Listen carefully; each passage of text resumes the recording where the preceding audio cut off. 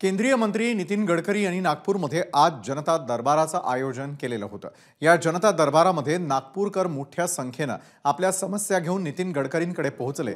जनता दरबारानिमित्तानं नागरिकांनी गडकरींसमोर तक्रारींचा पाढाच वाचण्यात आल्याचं पाहायला मिळालं। याचा आढावा घेतला आमचे प्रतिनिधी तुषार कोहळे यांनी।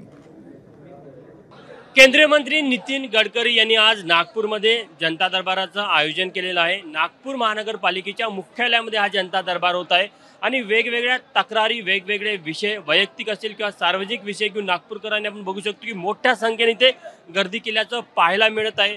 मागेच काही दिवसाआधी नागपूरमध्ये पूर सदृश्य परिस्थिती निर्माण झाली, त्याला घेऊन मोठ्या प्रमाणामध्ये नागपूरकरांचा प्रशासनावर रोष पाहायला मिळत होता। यासोबत अनेक नागपूरकर त्यांचे वेगवेगळे विषय होते आणि हे सगळे विषय घेऊन नागपूरकरांसाठी आज जनता दरबाराचं आयोजन केले। आपण बघू शकतो की ते नागपूर महानगरपालिकेच्या अधिकाऱ्यांकडनं, प्रशासनाकडनं विधानसभा मतदारसंघ निहाय विभागणी करून त्या नागरिकांना टोकन दिलं जातं आणि टोकन दिल्यानंतर मग आतमध्ये जिथे अधिकाऱ्यांसोबत केंद्रीय मंत्री नितीन गडकरी आहे त्यांच्याकडे पाठवलं जातं। काय विषय घेऊन तुम्ही इथे आले? आमच्याकडे गटर लाईन, रोड वगैरे काही पण नाही आहे, ते दुरुस्त करण्यासाठी। कोणत्या एरियामधला विषय? आय सोसायटी, अलंकार कॉलनी।